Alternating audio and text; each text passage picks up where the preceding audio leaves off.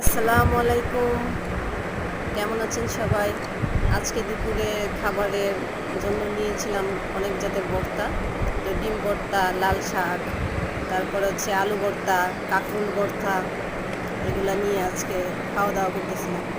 আজকে আসলে অনেক বেশি রোদ ছিল, তো সেই জন্য আসলে মশলা জাতীয় তরকারি খাইতে ইচ্ছা করলো না।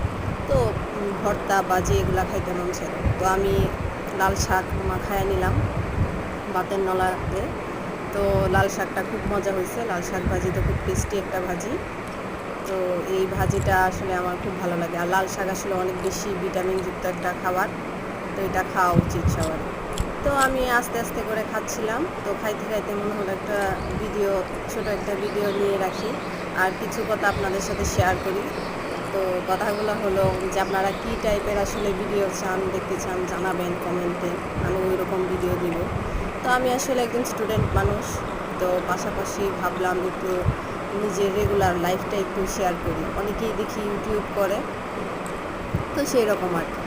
তো কাঁকরোল ভর্তাটা খাইতেছিলাম। কাঁকরোল ভর্তাটা আসলে অনেক মজা হয়। আসলে কাঁকরোল যারা তরকারি বা ভাজি খাইতে পছন্দ করেন না, তারা ভর্তা বানিয়ে খাইতে পারেন। ভর্তাটা খুব সুস্বাদু হয় আসলে। ভর্তাতে বেশি পেঁয়াজ থাকলে ভর্তা অনেক মজা লাগে, বিশেষত যারা পেঁয়াজ বেশি খায় আমার মতো তাদের। তো আলু ভর্তাটা নিয়েছিলাম। তো আলু ভর্তা তো সারা জীবনই সবার অনেক পছন্দের। আসলে ম্যাক্সিমামই আলু ভর্তা পছন্দ করে। আমাদের মতো যারা স্টুডেন্ট আছে তারা তো আলু ভর্তা অনেক বেশি পছন্দ করে।